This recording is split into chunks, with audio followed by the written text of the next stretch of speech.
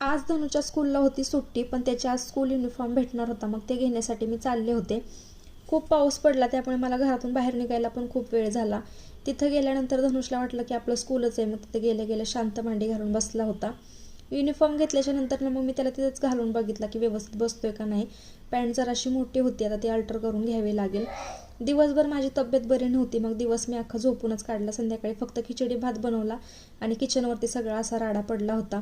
जेव्हा तब्येत बरी नसते ना, तेव्हा घरातलं काम करायचा खूप कंटाळा येतो आणि हे किचनवरचा राडा बघून तर मला अगदी नको नको झालं होतं.